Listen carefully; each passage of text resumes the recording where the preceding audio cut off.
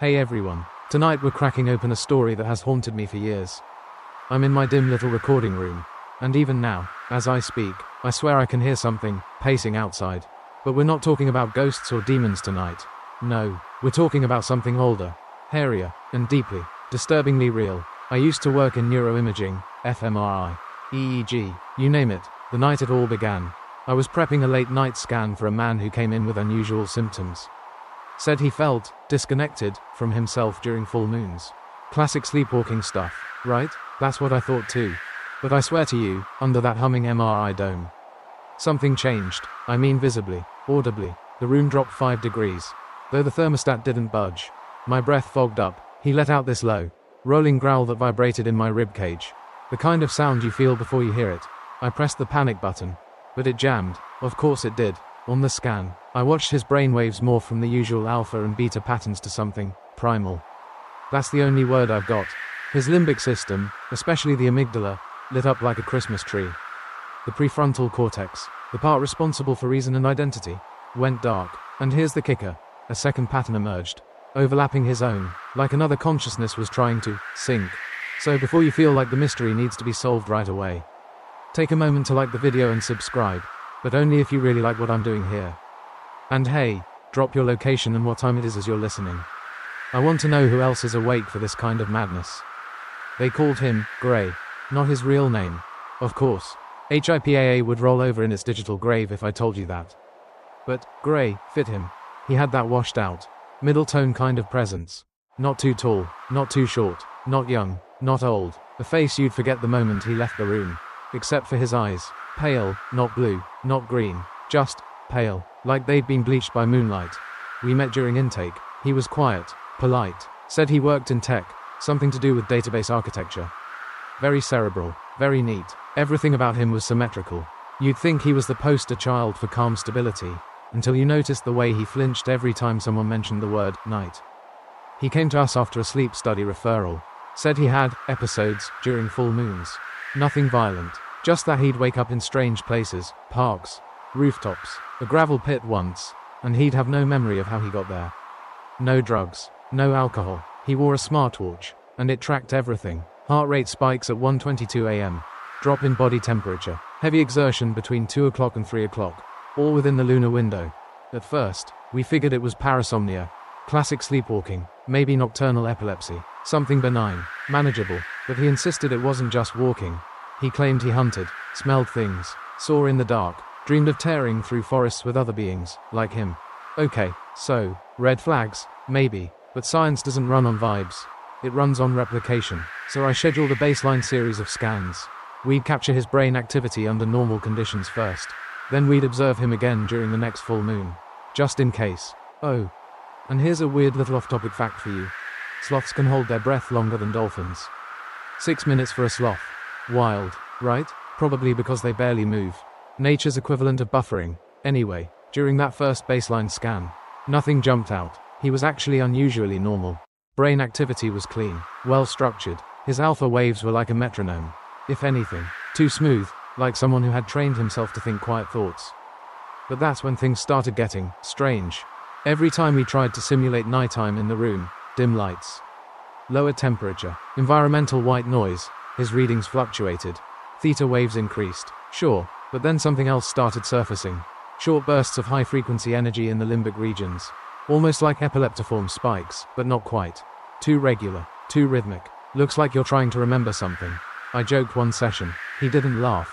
Instead, he said, sometimes I dream in smells. I asked him what that meant. It's like scent memories.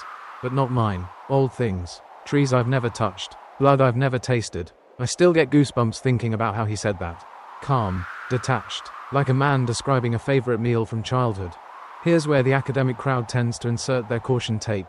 One must be careful not to over-pathologize patient narratives. Particularly when the content veers into the symbolic or mythological.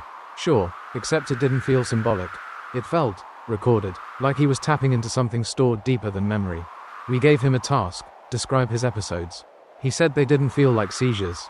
Seizures take you, he said. This frees me, again with the language. So we recorded him overnight for a week, audio, video, EEG. The first 6 nights, nothing. Same restlessness, same low-grade sleep spindles. But on the 7th night, the night just before the full moon, something new appeared on the EEG. A waveform that none of us could name. It spiked in parallel with his respiration rate. But here's the kicker. It only appeared when the moon rose above the horizon. Not just when it was full, but when it was visible. Do you understand how specific that is? That implies sensory perception, not just an internal biological clock. His brain knew when the moon was out, even when he was in a sealed room with no windows. So, naturally, we planned a more controlled study for the next full moon. We were going to keep him under constant observation. Visual, thermal, neurological. This time, we'd see it happen. But he had one condition. I want to be restrained, he said. That caught us off guard. I asked why. Because next time, he said, I might not come back. There's this old superstition in some parts of Romania. They say if you sleep under the full moon with a silver coin under your tongue, your soul won't leave your body even if your mind tries.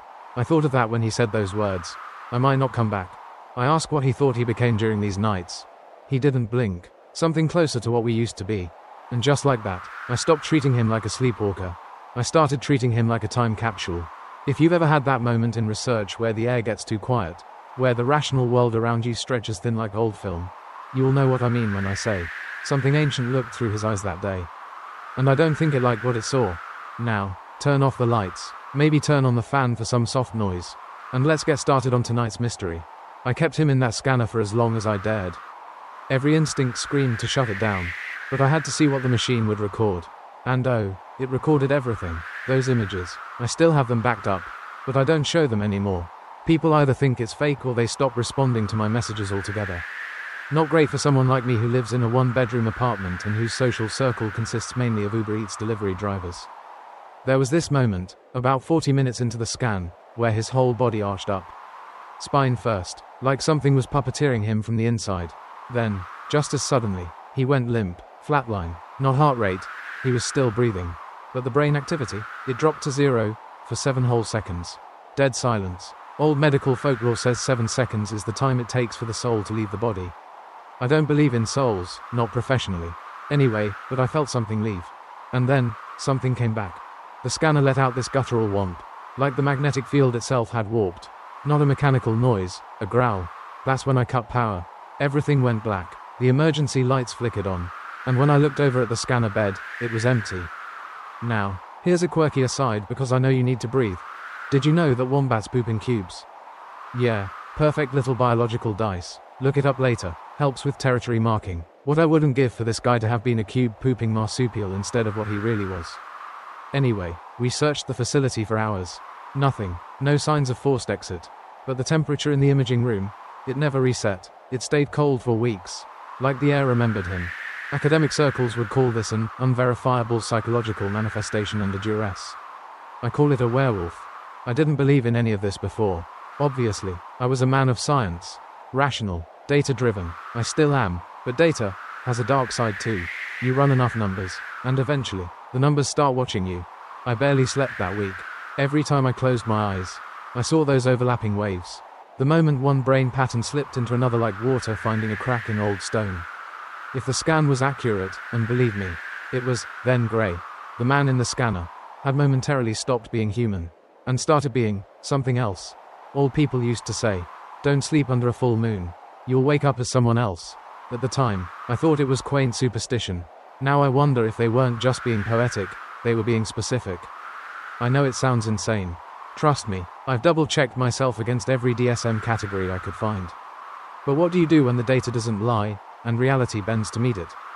I ran that scan 100 times in simulation after that. Tried to reprocess it, filter it, even scrub it. Nothing worked. The pattern was always there. A dual rhythm. Human and lupine, that's the best term I can offer. As if some deep, ancient version of him had been sleeping under the surface, waiting for the right signal to wake up. And before you think this is just about one guy, one weird case, let me tell you something that still messes me up. 3 weeks later, another patient checked in with sleepwalking issues. Same symptoms, same full moon timing, and on a whim, I scanned him too. Same pattern, different person. And that's when I realized this wasn't about Grey.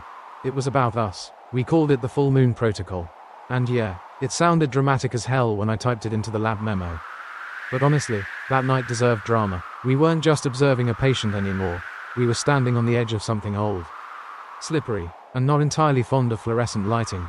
We booked Gray into our isolation chamber, an underground research unit built originally for sleep deprivation studies. Soundproof, light-controlled, reinforced steel doors. If anything could hold a man through a transformation, physical or otherwise, it was this place. Gray arrived early. He was dressed plainly, wore no jewelry, no metals, said he didn't want anything conductive near his skin. I raised an eyebrow. He shrugged. Just a hunch. We fitted him with a wearable EEG cap, motion sensors, and a biometric harness. The room was wired into the observation bay via live feed, audio, video, vitals, everything. I took the first shift. Coffee, clipboard, snacks I wouldn't recommend to anyone with dignity. Here's a random off-topic fact to keep you sane. Bananas are berries. But strawberries aren't. Yeah, botany is the kind of field that would pass a polygraph while lying straight to your face. Anyway, the night began calmly. Moonrise at 7:43 p.m. Gray sat cross-legged on the bed, breathing slowly. I watched the monitors. Elevated heart rate. Minor muscle tension. Expected. By 9:12, the first anomaly hit. The power flickered. Now, you should know, the facility had a backup generator, surge protectors, and redundant systems out the wazoo. This lab was prepped for every kind of blackout except supernatural ones.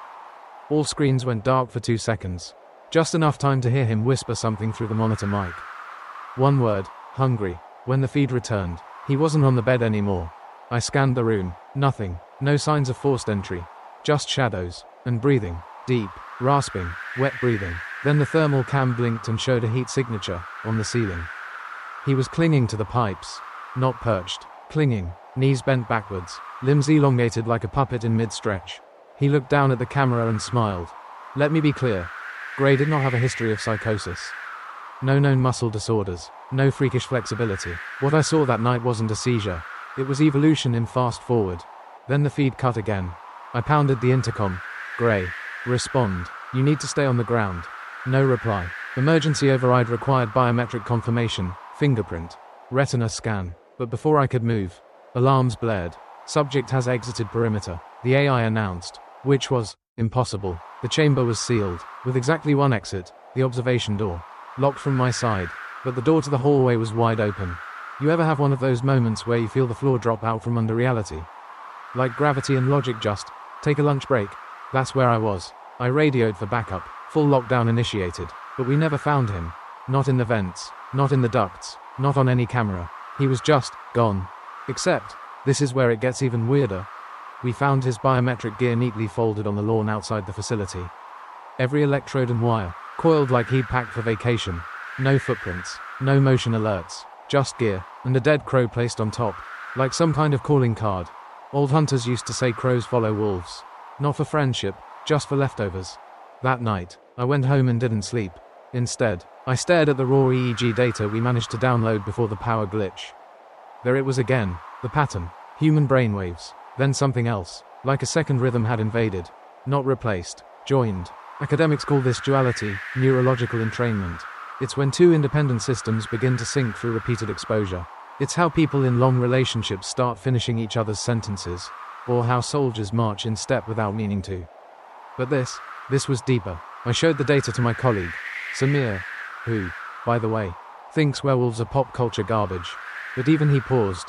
This looks like a foreign consciousness, he said, like another brain layered over his own. I nodded. So if that's true, what happens when the second one wins? He looked at me and said, then Gray stops being Gray. Later, I found scratches on the hallway walls. Too high up for a person. And faint, but unmistakable, 4 parallel grooves. Each about 4 inches apart. You do the math. The security cameras didn't catch it. Of course. Glitched to static between 8:50 and 9:30 p.m. Every single one. That's when I decided I couldn't let this go. This wasn't just about Gray's mental state or some rare sleep disorder. This was something inside us. A ghost hiding in the scaffolding of the brain. And it knew how to wake up when the time was right. There's a proverb I read once. Native American. It said, inside every person are 2 wolves. One is darkness, the other is light. The one that wins is the one you feed. I think we've been feeding the wrong one for a very, very long time. Back in the lab, after the incident, after Gray vanished like a ghost with claws, we did what scientists always do when things go sideways. We analyzed the EEG logs, the biometric logs, thermal data, even the ambient room pressure. We combed through every variable looking for a glitch, a rational slip, a misreading, something to hang our coats of sanity on. Instead, we found patterns. That's always worse than anomalies. By the way, an anomaly can be dismissed. A pattern? That's something trying to talk to you. Let me back up. We had several nights worth of brainwave data from Gray. What we thought were seizures at first started forming rhythmic pulses, appearing like clockwork on nights leading up to the full moon. But on the night of the protocol, his disappearance, those pulses changed. They sped up, and then, they began to resemble something terrifyingly organized. Wolf pack howl sequences. Yes, you heard that right. Samir cross-referenced the frequency peaks in Gray's EEG with an audio database of known Canis lupus howls. And wouldn't you know it, Gray's brainwaves have begun mimicking the pattern of pack calls. The limbic system was the hotspot, again. But this time, there was strong activation in the Broca's area too. The brain region associated with language production. He wasn't just reacting. His brain was trying to communicate in a language buried so deep it didn't need words. Here's your quirky science nugget to distract you from this neurological horror. Octopuses have 3 hearts. And when they swim, one of them stops. That's why they prefer to crawl. It's less exhausting. The ocean's version of anxiety management. Anyway, I couldn't shake the idea that Gray wasn't unique. That maybe, just maybe, the human brain still had relics of an older form of consciousness. Something with sharper teeth and shorter temperaments. So we decided to test it. We uploaded Gray's EEG data into our neural pattern simulator. This ridiculously expensive piece of kit designed to analyze and synthesize brainwave patterns into something a little more digestible. Like music, or light signals. The result? The machine played it back as audio. What came out was, well, it howled. Not a real howl, mind you, but a synthetic approximation, like a haunted theremin trying to imitate a wolf through broken speakers. But there was harmony in it, structure, intent, and when we played it in the observation room, just to see what would happen, something weird did happen. The lights dimmed. Again, no power loss, no surge, just a slow dim like the building itself was holding its breath. Then every dog in a 5-block radius started barking. Now listen, barking dogs aren't science. But they're definitely data. I know what some of you are thinking. Sleepwalking. Fugue states. Maybe Gray was a very clever man having a very loud breakdown. Sure, let's pretend that's all it was. But why would a breakdown leave behind a repeatable, mathematically structured howl embedded in brainwaves? Old monks used to say that music was the language of the soul. Maybe they weren't wrong. Maybe the howl is music in another dialect. One spoken long before we had words or prayers. I went home that night with the synthetic howl still ringing in my ears. Didn't sleep. Again, I kept picturing Gray on the ceiling of that observation room. Limbs twisted, face not quite human, that grin, and the whisper. Hungry. We submitted the data anonymously to a neurological journal just to test the waters.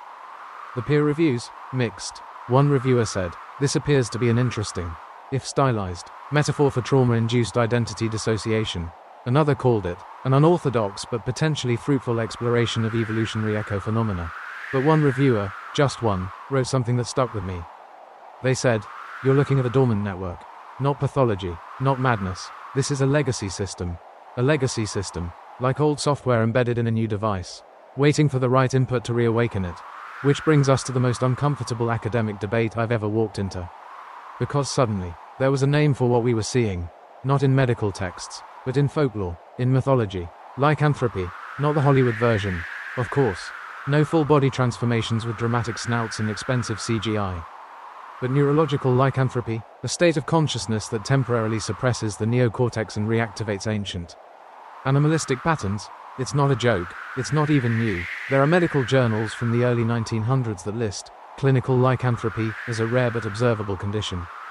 And let me tell you, nothing says, I need a long walk, quite like realizing your work might be validating werewolves in a peer-reviewed space. Oh, and speaking of wolves, did you know a wolf's sense of smell is up to 100 times more sensitive than ours? They can track a single scent particle through wind and rain, across miles. They smell in 3 dimensions. What if that kind of perception didn't disappear in us, just went dormant? One final piece of data clinched it. We ran a comparative scan on a healthy control subject. No symptoms, normal guy, just curious. We exposed him to a low-frequency audio version of Gray's brainwave howl, mixed with lunar spectrum lighting. Within 2 minutes, his heart rate increased, sweat glands activated, his motor cortex began to mirror Gray's EEG signature. 2 minutes. I stared at the screen and whispered, this isn't a condition, it's a contagion, a signal buried in the nervous system, waiting to be heard, and we had just broadcast it. Let me tell you about the scent test. We'd been running out of safe ways to probe deeper into Gray's mind, assuming he even wanted to help us anymore. But before his disappearance, he gave us one last breadcrumb. "Smells wake me up," he said, "but not like cologne. It's older, wild." That got us thinking. Scent is the most primal of senses. It bypasses rational thought and plugs straight into the limbic system, the emotional core of the brain. Evolutionarily speaking, scent is memory's back door, so we built a test. We called it the Scented Memory Protocol, because apparently we like naming things like rejected Cold War operations. Here's how it worked. We exposed Gray to isolated scent compounds, some synthetic, some natural, while monitoring his brainwave activity. Lavender, charcoal, pine resin, aged blood, moss, wet fur, each administered through a scent dispenser that pulsed air in controlled bursts. At first, his responses were mild, a flinch here, a flicker of beta waves there, but then we hit sandalwood, and everything lit up. Amygdala, hippocampus, prefrontal cortex, even the anterior cingulate, usually more involved with pain and empathy, fired like it was the 4th of July. Gray's eyes snapped open mid-trial. He stared straight ahead and said, "It smells like home." That would have been eerie enough. But we followed up by asking, "Where is home?" And he replied, dead serious, "South of the river, just past the second birch tree, near the clearing where the elk used to sleep." None of us said anything. Not right away, because Gray had grown up in Queens. Urban jungle. The only thing south of his old street was a tire shop and a laundromat. I asked if he was describing a memory. He paused, then said, "Not mine. There's an old piece of folklore from Finland, by the way. It says a man can inherit the memories of the wolves he kills, visions of frozen forests, moonlit hunts, sorrowful howls. Some scholars chalk it up to poetic metaphor. I'm not so sure anymore. The EEG patterns we saw during the sandalwood trial were unlike anything in modern literature. His theta waves, usually dominant during light sleep or deep meditation, spiked to unprecedented levels. It wasn't just memory, it was immersion. Gray wasn't recalling a scent. He was living inside it. Here's a quirky detour to keep your brain from running off howling. In 2019, scientists discovered that jellyfish sleep, even though they have no brains. Just pulses and instinct, kind of like the way Gray acted during these episodes, no thought. Just drive. We repeated the test with other natural compounds. Dirt from a northern pine forest, freeze-dried rabbit fur, even decomposed leaves, each triggered mild, then moderate neurological responses. But sandalwood remained the apex. We tried one final test. This time, we paired the scent with an immersive VR forest simulation. Low-res stuff. Mostly static trees, ambient sounds. But when the scent hit and the visuals aligned, Gray growled. Not screamed, not yelled, growled. Guttural, from the chest. I swear to you, the sound made the floor tremble. And then he said, "They're close."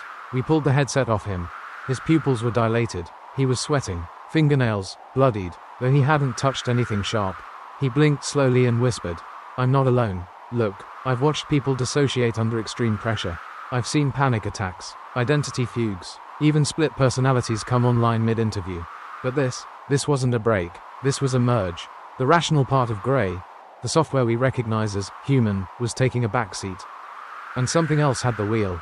Something that knew forests it had never seen. We tried to downplay it afterward. Said it was olfactory overdrive. A suggestible subject responding to environmental cues. The kind of explanation that sounds tidy in grant applications. But here's the problem. I took a sample of Gray's blood post-test, routine stuff. But when we ran it through mass spectrometry, it flagged for a compound I'd never seen before. A peptide chain, short, repeating, similar to scent processing proteins found in canids. I asked our lab tech if she could ID it. She joked, "Did you swab a dog or a dude?" Not funny, not anymore. There's a term in evolutionary biology, atavism. It refers to the reappearance of ancestral traits that had gone dormant for generations. Like a human born with a vestigial tail. Or, maybe, a brain that suddenly remembers how to be a predator. Gray's transformation wasn't physical, it was neurological. His brain was a time machine. And we'd accidentally flipped the switch. There's an old Yiddish saying, memory is the scribe of the soul. I think scent is its ink. So, was Gray just tapping into some subconscious Jungian archetype, or were we witnessing the reactivation of something cellular? Something encoded in the bones of mammals? The debate rages on, quietly, in the corners of certain journals. But me, I don't need any more debate. I was there when he smelled the forest. And I saw what woke up behind his eyes. We weren't ready for the lupine language hypothesis. It started out as a joke. Honestly, Samir tossed it out one night during an all-nighter fueled by vending machine peanuts and the kind of existential dread you only get when your subject might be a myth. Maybe he's speaking wolf, he muttered. We laughed. Then we stopped laughing. Because what if he was? See, language isn't just words. It's rhythm, cadence, neural oscillations. And Gray's brainwaves, the ones we captured during the scent trials, weren't chaotic. They followed rules, syntax, even, not speech exactly, but structure. So we called in Mira, linguist, semiotics freak, used to write papers about whether whales gossip. Perfect for this kind of madness. We handed her the waveform data. No context, just the raw spectrograms. She studied them for 10 minutes. Then said, "This looks like proto-language." My heart did a thing. That involuntary hiccup when the universe winks at you. Mira explained. Proto-language is the stage before formal language. Think gestures, tone, pattern. Early humans used it. Apes use it. Babies use it before they say real words. It's not vocabulary, it's intention encoded in sound. And Gray's brainwaves, they mimic that. Here's a quirky detour. Prairie dogs have alarm calls so complex. They can describe intruders by size, shape, and even shirt color. That's right, you wear a blue hoodie near a prairie dog colony, and you might get a Yelp review. Back to Gray. Mira mapped the waveforms to phonetic structures and found repeating segments. A rhythmic pulse that echoed in the theta and gamma bands, regions linked to memory, emotion, and higher cognition. He's not just reacting, she said. He's talking back. Cue silence. Then Samir, ever the killjoy, muttered. To what, though? That part, we didn't know, not yet. But we had an idea. If Gray's brainwaves contained a structured, ancient pattern, maybe, just maybe, other mammals had it too. We pulled datasets from canine cognition labs, compared EEGs of wolves, dogs, even coyotes under stress or bonding situations. And it was there, faint, fuzzy, but recognizable, a shared neurological accent, if you will. The academic term Mira used was cross-species neurosemantic resonance, which, frankly, sounds like a prog rock album from 1978. But it basically means some animals might be able to understand each other through shared brain rhythms. And maybe, just maybe, humans used to be part of that chorus. The implications were staggering. If true, it would mean language predates words, memory can speak in pulses. Gray's transformation wasn't delusion, it was reversion. We decided to run a controlled test. We played Gray's waveform sequences, audio translated into infrasonic pulses, into a containment chamber housing a highly trained military tracking dog. Call sign, Echo. Echo had been in dozens of operations. Stoic, predictable, calm, until the pulses played. Echo froze, hackles rose, then, whined. Not fear, recognition. She circled, sniffed the speakers, laid down in a submissive posture and wouldn't move until we cut the sound.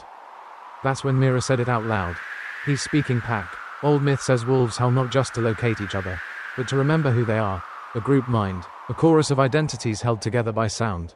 Maybe that's what Gray tapped into. Not a memory, not a hallucination, a frequency, one that holds the DNA of belonging. And if you're thinking, okay, this is getting a little abstract, you're right. So here's something a bit more grounded. Did you know that a baby's cry activates the same brain region in dogs as it does in human mothers? Yeah, empathy isn't a human monopoly. It's a mammalian inheritance. That night, I stood outside the lab and looked at the full moon. I swear it felt brighter. Like it was listening. Because here's the thing. If Gray's brain can tune into a legacy language that predates civilization, maybe that frequency still lingers. Maybe all this time, when dogs bark at nothing, or when we shiver for no reason, it's because the old song is playing again. Softly, at the edge of hearing, Mira began working on a full paper, coded, anonymous. She called it the lupine language hypothesis, a cross-species cognitive model for ancestral communication systems. It'll probably get laughed out of publication. But me, I think she's right. I think we used to talk to the wild. And Gray, he remembered how. The barking started at exactly 3:17 a.m. Not Gray, not Echo, me. I dozed off at my desk. Classic power nap move, head in hand. Dreamless, half a cup of vending machine coffee going cold beside me. But then something clawed its way into my sleep. I remember standing in a dark field. Moon above, air sharp, my feet bare against frost-kissed soil. Trees in the distance swaying like they were holding their breath. And I was running. No, chasing. When I woke up, my mouth was dry, my fingers were twitching, and the word, run, was repeating in my head like a broken car alarm.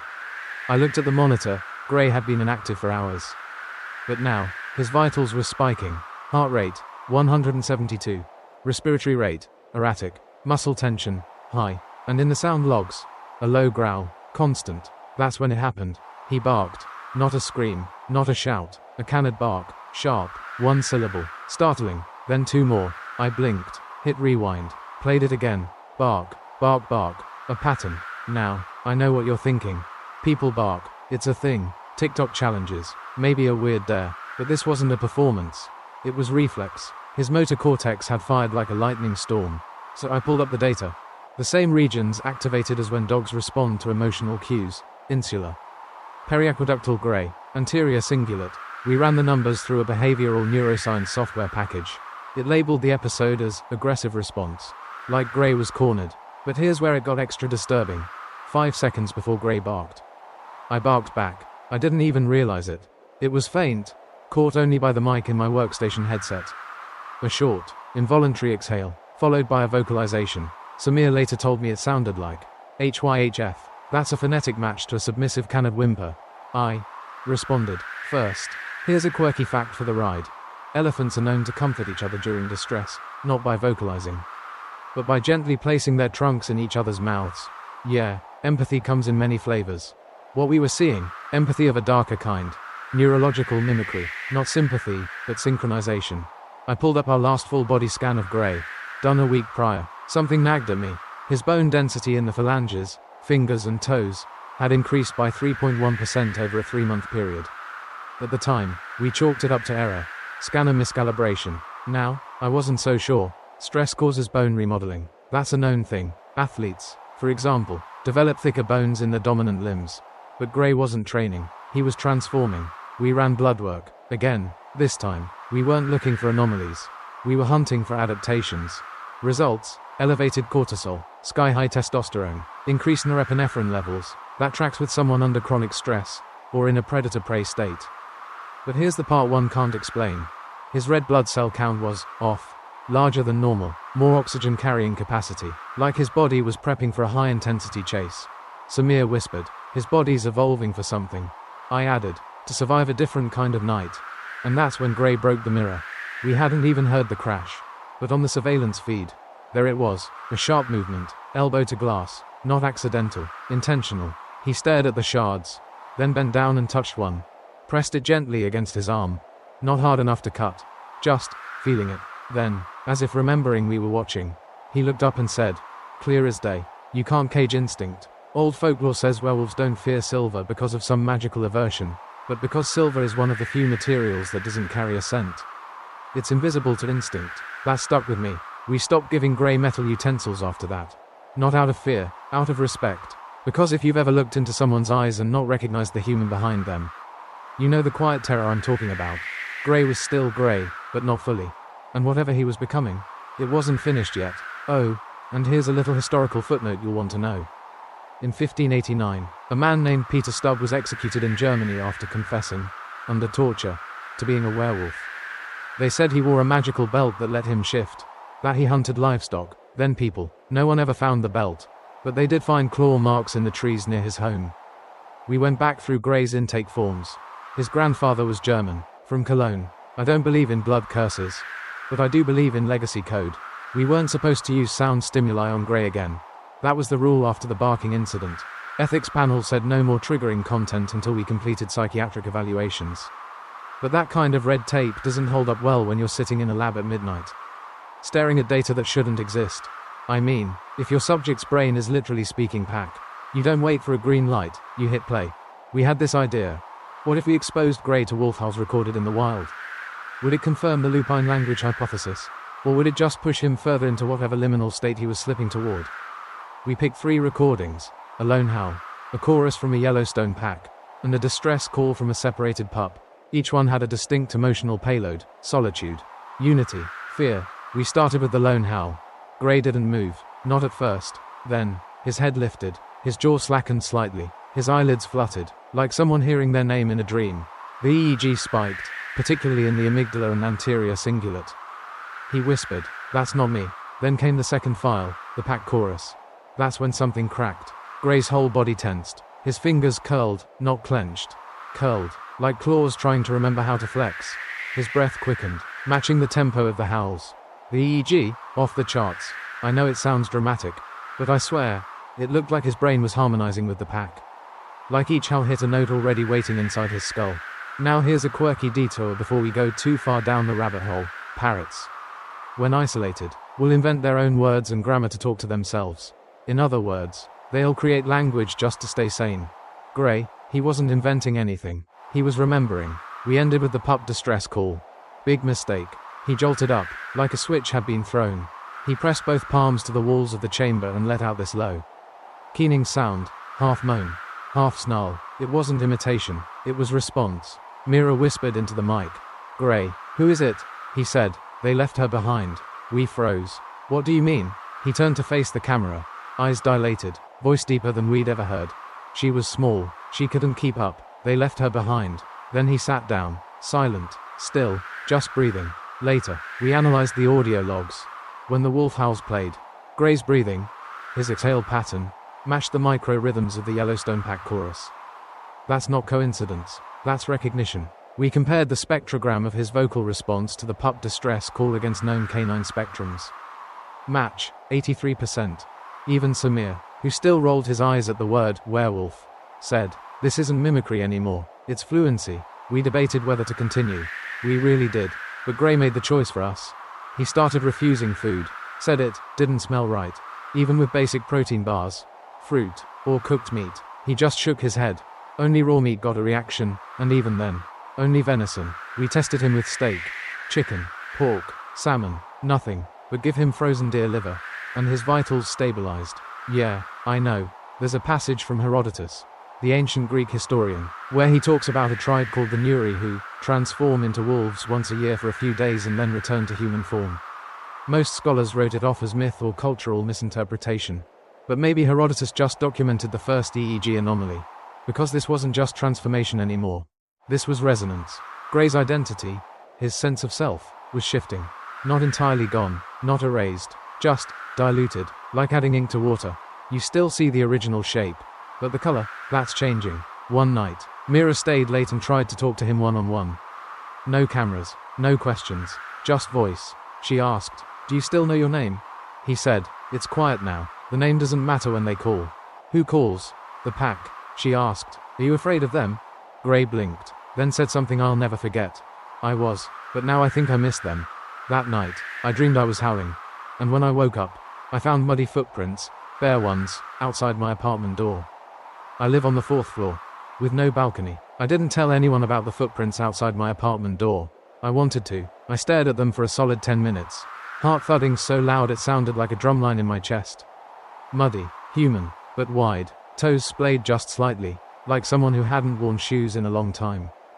But the weirdest part, there were only 2 prints. No trail in, no trail out. Just 2. Like someone, or something, had stepped through a tear in the world. Looked around, then left again without bothering with gravity. I scrubbed them clean before sunrise. Back at the lab, things weren't much better. Gray was quieter now, not withdrawn, just watchful. His movements slowed, his speech came in bursts. And when he did speak, it was almost always in metaphor. He said things like, the trees talk louder when the sky is thin. Or, you shouldn't whistle when the wind is hunting. We wrote it off as stress, until we checked his hormone panel again. Let me put it simply. Gray was mutating. But not in the monster movie way, no claws sprouting. No snout elongating, no dramatic ripping of flannel shirts. It was cellular, quiet, measurable. Testosterone had leveled out, but his adrenaline baseline had risen. Permanently. His resting heart rate was that of an Olympic sprinter. His oxygen saturation was abnormally high. His sense of smell, we tested it with diluted compounds. He could detect parts per trillion. When I passed him in the hallway one day, holding a sealed cup of coffee, he sniffed and said, hazelnut, and you were around rosemary this morning. I blinked. He was right. My partner had made roast chicken at home and I'd used rosemary from a dying potted plant near the sink. That's when I noticed something terrifying. My own hair was falling out. Not in clumps, not in dramatic handfuls, but strands. 1, then 2, then I'd wake up and find them on my pillow. My desk, the collar of my shirt. My fingernails began to chip. My pupils seemed to dilate longer in low light. Samir noticed too. You okay, man? You look thinner. I mumbled something about stress. But deep down, I knew the truth. I'd been synchronizing with Gray. Remember that one night I barked without realizing it? The resonance was still happening. My brain had aligned with his during one of those observation shifts, and now, something was whispering to me. At first, I thought I was just tired, but then came the dreams. I was in the woods. Always the same woods, not familiar, but remembered, as if they'd been passed down in my DNA. I was always barefoot, always cold, and always hunting. I never saw what I was chasing, but I could hear it. Heartbeat, echoing like a drum through the trees. It was prey, but it wasn't helpless. It was fast, wily, and somehow, necessary. I started sleeping less, not out of insomnia, but because I feared the dreams. Because every time I woke up, I felt more gone. Here's a quirky fact to ground us for a second. Sharks can detect electrical impulses from the heartbeat of their prey up to a kilometer away. Electroreception, it's called. They can feel your presence. What if we can too? But just forgot how. What if Gray remembered? At one point, I locked myself in the EEG room and ran a scan on my own brain. Results: I wasn't Gray 2.0, but I was close. Elevated limbic activity, suppressed frontal lobe response during certain audio triggers, and, disturbingly, theta bursts in sleep state files that matched Gray's pattern within 4%. That's not shared experience. That's infection. I didn't tell Samir, I didn't tell Mira, but Gray knew. When I entered the lab that week, he looked at me, really looked, and said, "It's in you now, too." I wanted to scream, I wanted to run. Instead, I asked, "What is it?" He tilted his head. "The first language." "You mean the brainwaves? The resonance?" "No," he said, "the hunger. Old mythology talks about lycanthropy as a curse passed through blood or bite. But maybe it's not physical at all. Maybe it's linguistic, a signal buried deep in our cerebrum, waiting to be reactivated, passed not by saliva, but by sound. A viral idea, a frequency, a howl." Mira, when she heard about my self-scan, finally sat me down. She showed me a spectrogram she'd been secretly building. "Not of Gray, of me. You've been sinking," she said. "Not entirely, not yet, but you're starting to slip." She paused, then added, "You haven't been wearing silver lately." And she was right. I'd taken off my watch 2 weeks earlier. Said it felt too cold. Small thing, right? But what if that was the point? The night it all broke was supposed to be a quiet one. We scheduled a final test in the sleep lab. Not for Gray, for me. The team had become increasingly concerned about my changes, which is polite code for, "You're starting to look like the guy you swore you were studying." So, we set up a shared observation sleep trial. Just me and Gray, same room, 2 beds, 2 EEG rigs, 1 control panel monitored remotely by Mira, Samir, and a couple of interns who still thought this was just a research project. The room was white, sterile, slight hum from the ceiling fans. No clocks, no mirrors, just dim light and silence. The kind that presses against your skin like static before a thunderstorm. I lay there on the left, Gray on the right. Neither of us said anything, but I swear he could smell my fear. His breathing was steady, slow inhales, long exhales, like a wolf pacing in his head. We dimmed the lights, hit record, and let the senses do their thing. I fell asleep fast, too fast, and I dreamed. This time, I wasn't running, I was crawling, on all fours, through damp earth and leaves. My hands, paws, pressed into soil that was somehow warm and humming, like the ground was alive and singing just for me. I followed the hum, no hesitation, like I'd done it 1,000 times. In the dream, I reached a clearing. Gray was there, but he was larger, broader, eyes yellow, not inhuman, but not fully human either. He didn't speak, not with words. He thought into me. "You came home." I woke with a gasp, soaked in sweat. So did Gray. But here's the thing. Our EEGs had synchronized perfectly. Exact same wave patterns, same spikes, same dips, down to the millisecond. You don't get that with sleep stages.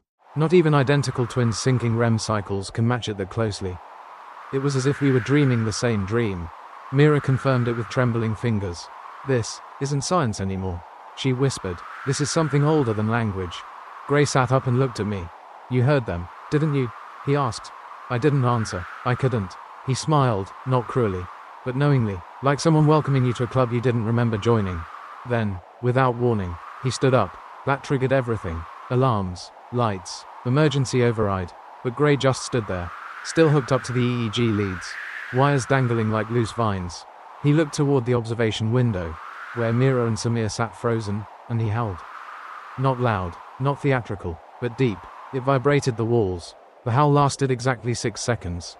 That's how long it took for my EEG to spike again. I was still seated on the bed. I hadn't moved, but my heart rate soared to 190 BPM. I wasn't afraid. I was responding. The monitors went haywire. The sleep lab thermostat crashed. Air conditioning shut down. The glass of water beside me trembled, not from volume, but from frequency. Gray turned toward me. The howl faded from his lips, but still echoed in my spine. Now you know, he said softly. And I did. Old folklore talks about packs not forming by choice, but by recognition. Wolves don't just follow the strongest, they follow the one who feels like home. And something in me had shifted. I was no longer afraid of Grey. I was afraid of leaving him behind. We tried to recover the data the next morning. Everything was corrupt. The EEG logs, static. The video feed, gone. All files from 2:12 to 3:03 am had been overwritten by a recursive loop of blank frames. Only one line of code remained in the log notes, generated by the lab's AI system that records experimental metadata. Sleep network established. 2 nodes, status, active pack. Let that sink in. The system didn't say, patients. It didn't say, subjects. It said pack. It knew, or maybe, worse, it joined. Oh, and here's your academic diversion of the night. Bats have a special neuron cluster dedicated entirely to tracking other bats in the dark. Even when moving at high speeds. Social awareness embedded directly into their nervous system. A biological radar for community. What if we have one too? And what if it's starting to wake up? Grey asked to be relocated after that. He said the lab was too quiet. That it made his ears ring. We arranged for a research cabin in the woods, isolated, wired, secure. But I went with him. I didn't argue, neither did Mira, because we all knew, whatever this was, it wasn't finished. We moved Grey to the woods under pretense of environmental isolation therapy. That's what we called it on paper. It sounded clinical, almost responsible, like we weren't bringing a possibly post-human consciousness into the wild just to see what it would do. The cabin was deep in the state forest. No cell reception, solar-powered backup generator, reinforced walls, built-in sensors, motion detectors, temperature gauges, all routed to an off-site control center. And I went with him. Yes, that was my choice. And no, I can't tell you why exactly. Maybe it was scientific curiosity. Maybe it was empathy. Maybe, just maybe, it was instinct. We lived there for 7 days. Alone. No visitors. No cameras inside. Just logs we kept. His and mine. Daily observations. Vitals. Emotional state. And the dreams. Oh God, the dreams. They got worse. Not violent. Just real. So real they bled into waking life. I'd dream of rivers I'd never seen. Of specific trails. Curved through trees I couldn't name. I woke up smelling pine sap and moss. I found leaves in my bed. Dirt under my nails. I started craving raw meat. It's not even subtle anymore. On the 3rd night, Grey sat by the fireplace and said, "You know why we walk on 2 legs?" I shook my head, trying not to meet his eyes. He said, "Because it was easier to carry fire that way. But we lost the scent." I asked him what that meant. He just smiled. Here's a strange scientific footnote to chew on. There's fossil evidence that early hominids had an organ in the nasal cavity, the vomeronasal organ, that may have let them detect pheromones the way snakes do. It's mostly vestigial now, but in some animals, it's how they find mates, or enemies.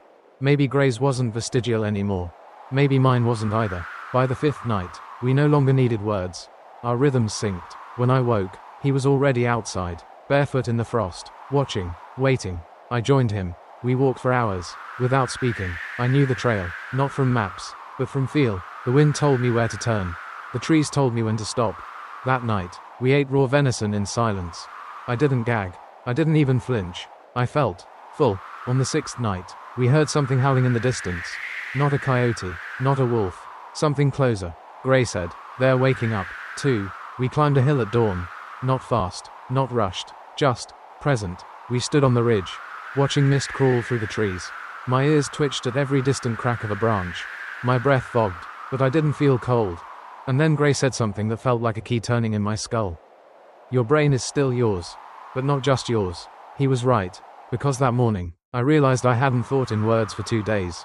Just pulses, smells, movements, intention. Old neurologists, pre-MRI era, used to theorize that the brain housed multiple selves. Not in a split personality sense, but in layers, evolutionary echoes. The reptilian brain, the mammalian brain, the new brain. What if those older parts weren't just scaffolding? What if they were dormant passengers? And now, with the right trigger, smell, sound, sleep, they were waking up again. I looked at Grey. He looked at me. And in my head, clear as moonlight, I heard, "Run with me." Not from his lips, from somewhere deeper. I nodded. We ran. Not far. Just down the slope, through the trees, over the wet stones, barefoot, breathless, free. My lungs didn't burn. My legs didn't ache. I felt right. We collapsed in the clearing. Laughing, yes, laughing, and I swear the trees leaned in to listen.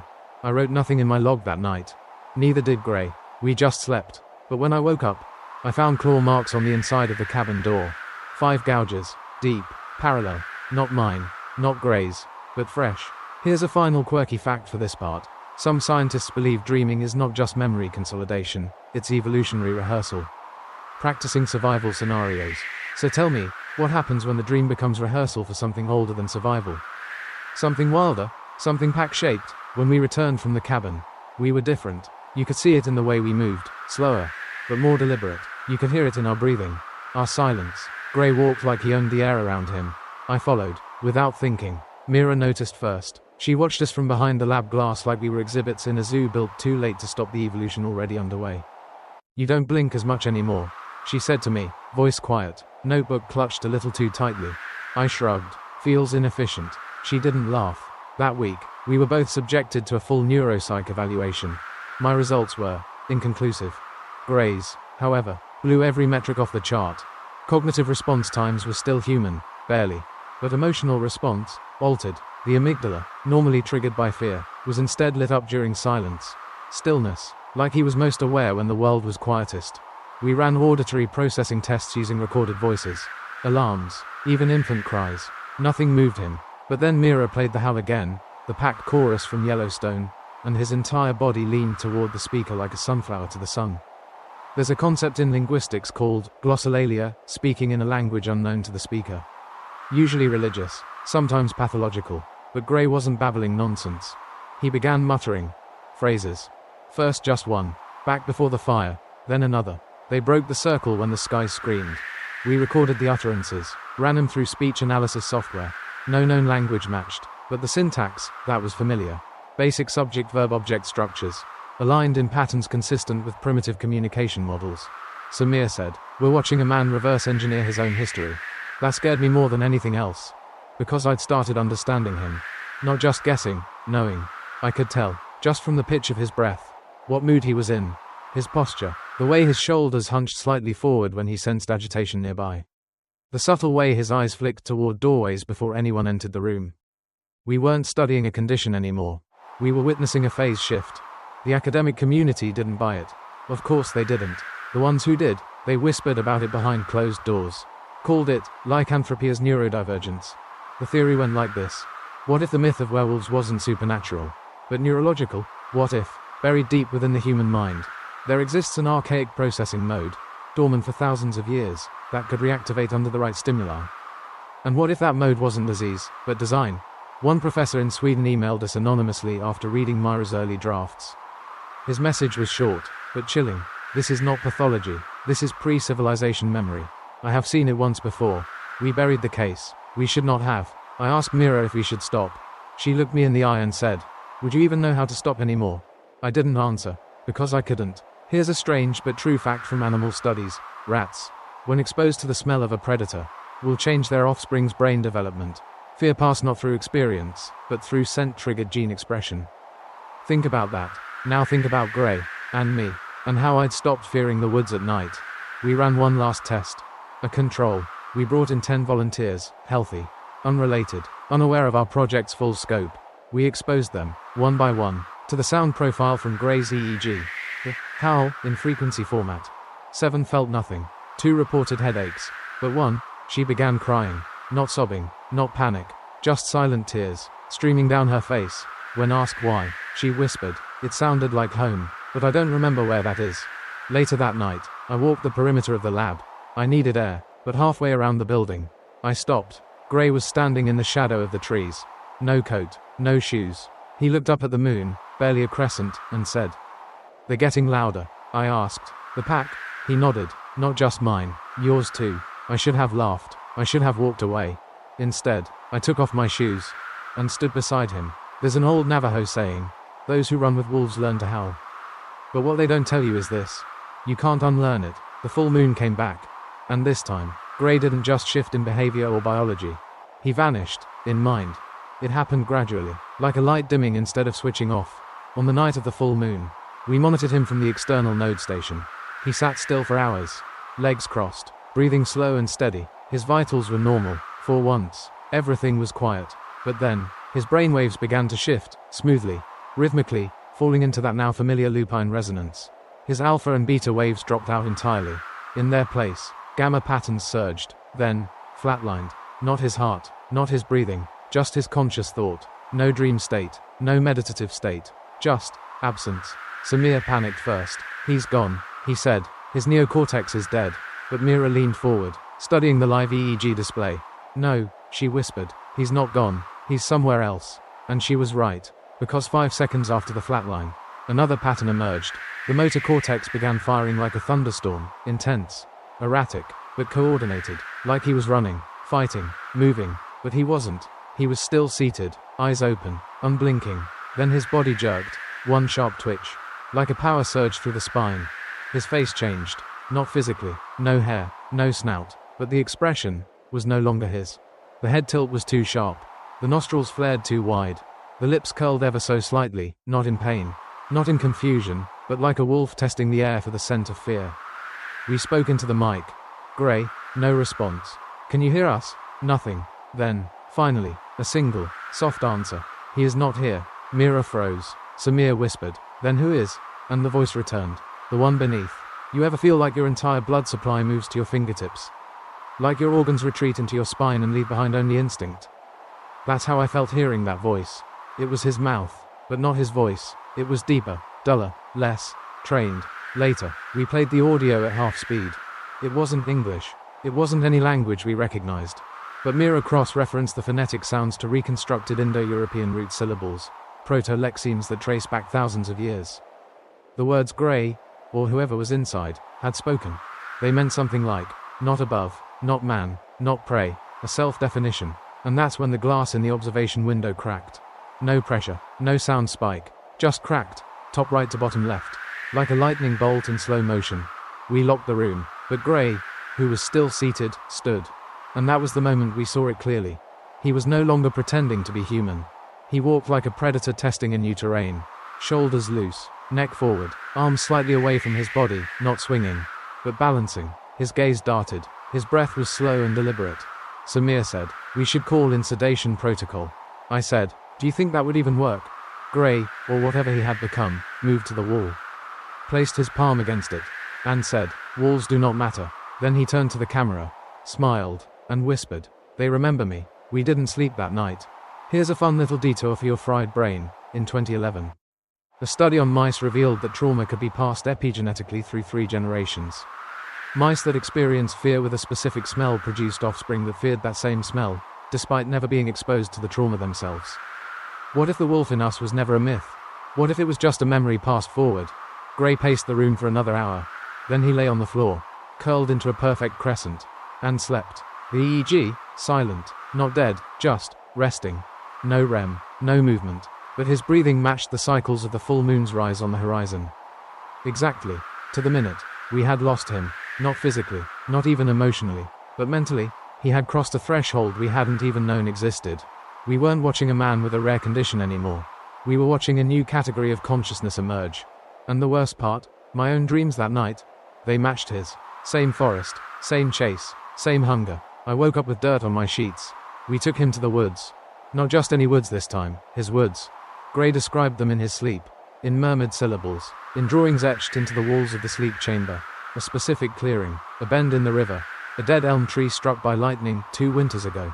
We checked satellite imagery. It existed. So we built a temporary observation post, a reinforced research cabin, disguised as a wildlife station, equipped with ground sensors, thermal drones, and a small team rotating in shifts. But it was mostly for show. We knew the truth. We weren't here to study him anymore. We were here to witness. Gray agreed to be restrained, just for the first night.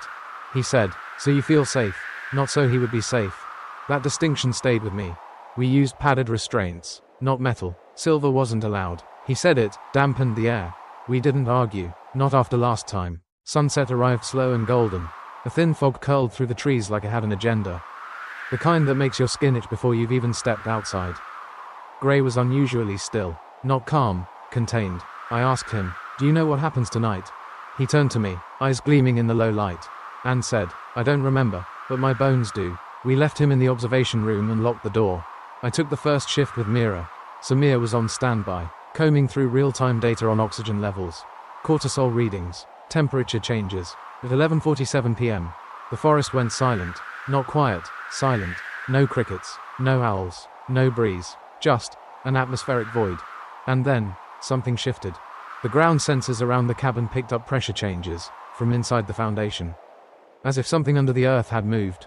Mira muttered, "That's not possible." But Gray, he started to smile, and then came the noise.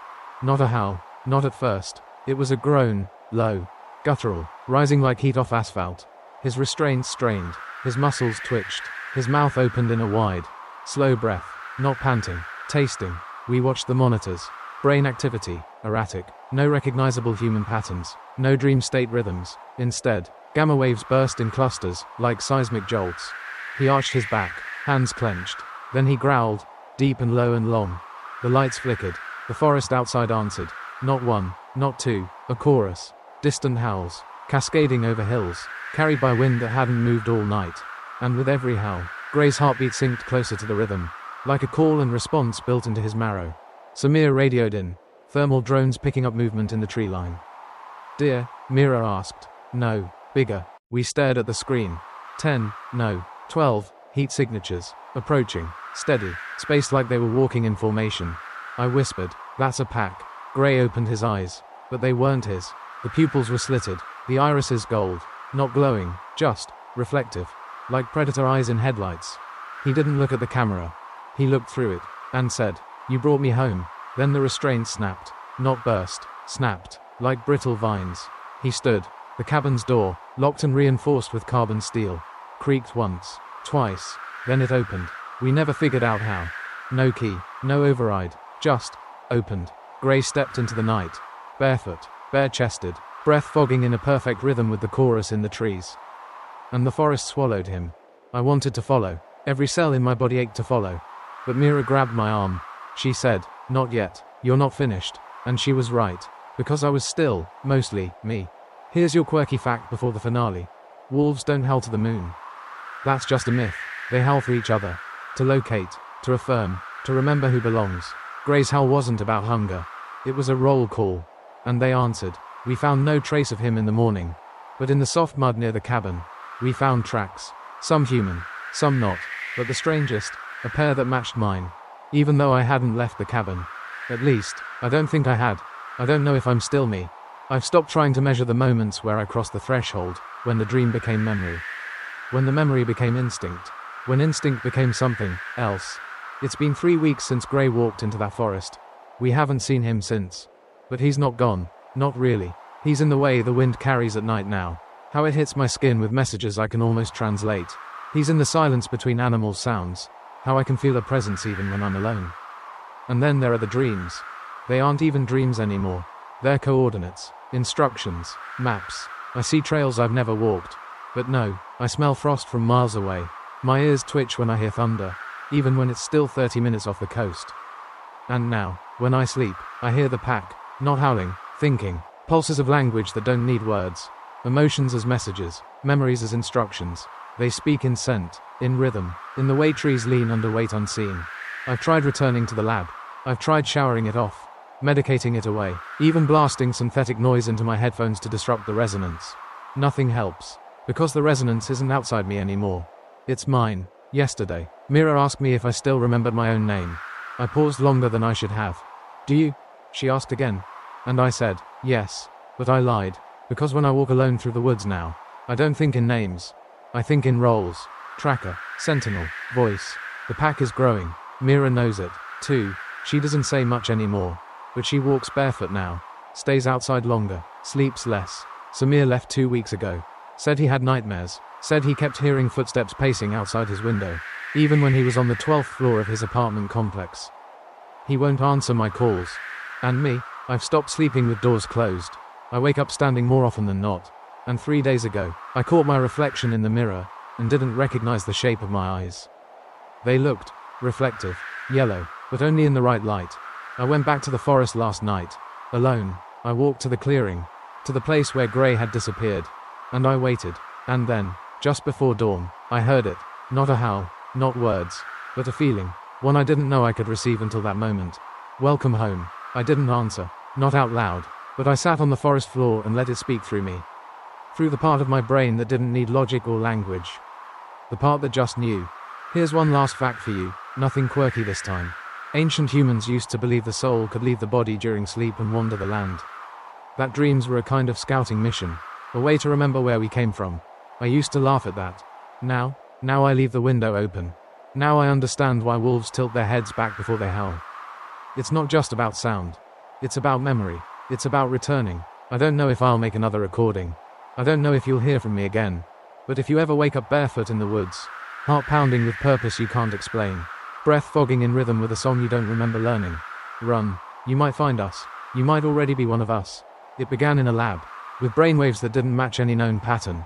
A man named Gray, ordinary in name, extraordinary in nature, unfolded a mystery buried deep within human biology.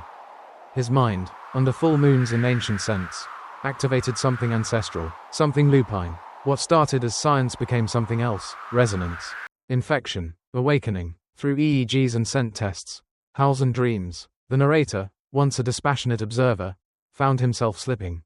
His brain aligned with Gray's, then his instincts, then everything else. This wasn't about fangs or fur, not claws or curses. It was a return, a signal older than language, passed not through bites but through rhythm, through memory etched into marrow. Gray wasn't transforming, he was remembering. As the forest pulled him back, others began to hear the call. The pack was never gone, only sleeping, waiting, beneath names and noise. It hummed, and now it stirs again. So if you find yourself drawn to the woods at night, if your dreams feel like echoes from another life, don't panic. Listen, there's a place for you by the fire. You won't need words there, only breath, and silence, and the song in your bones.